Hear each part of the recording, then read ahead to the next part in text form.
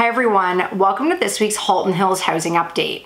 So last week I proposed the question, how low can inventory go? And the answer is significantly lower. So we had another crazy week in Halton Hills, so let's take a look at the numbers. In Georgetown this week, we had 20 properties sell, which is quite a bit for a week in Georgetown. Of those 20, 11 sold over asking, so no surprise, we are still in a crazy buyer demand right now.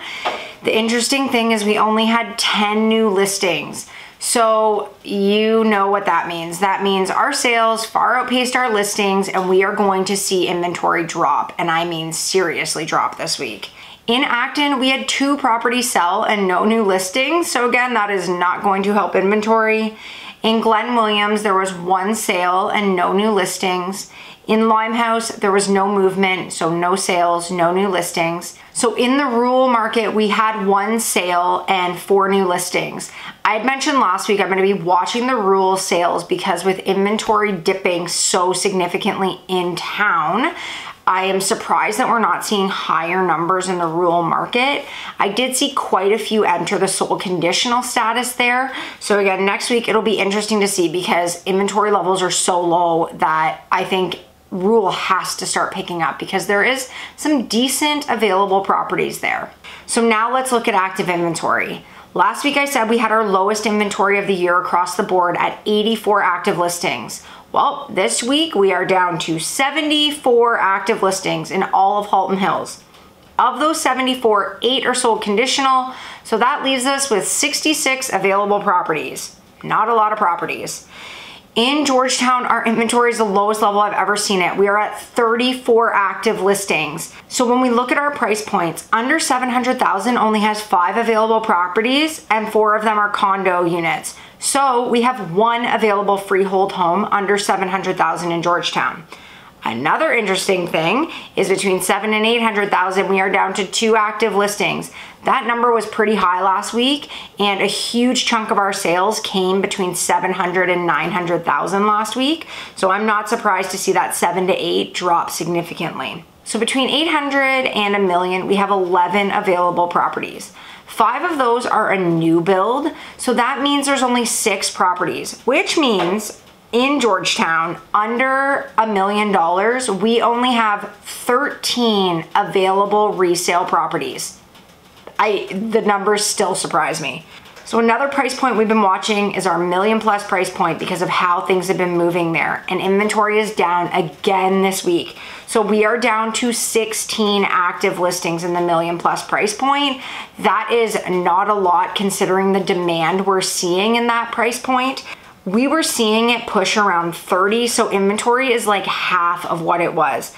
So again, we do not have a lot of available stuff in town right now. So if you have been thinking about selling, like seriously, I think this might actually be the best opportunity in 2020. I thought there was going to be no better month than August and September, but it might be December. Anyways, on we go to Acton. Acton's inventory is down to only 7 active listings, which is so low. And of those 7, only 3 are under $1 million. So there's only 3 properties in the busier price points in Acton available right now. And one of them is sold conditional. So really not a lot to choose from there. Glen Williams is down to 4 active listings, which is actually a decent number for Glen Williams. Limehouse is down to 2 active listings, and the rural market is up to 24 active listings. So overall, this is not good news for buyers. I hate to say that I predicted this, but I predicted that this was going to happen because I know that sellers just really kind of curl up in December and the buyer demand is not going away. My buyers are still very active and I know other realtors are feeling the same, and we just do not have the new listings to support the people that want to buy houses right now.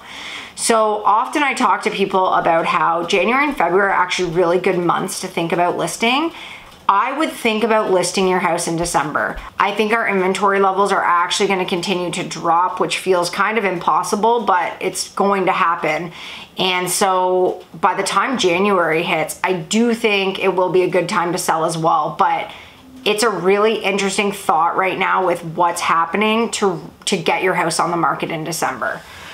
So overall, no huge surprises here. I am surprised to see only 74 active listings. I did not think that we would see anything near that low, and I do think it's gonna get lower.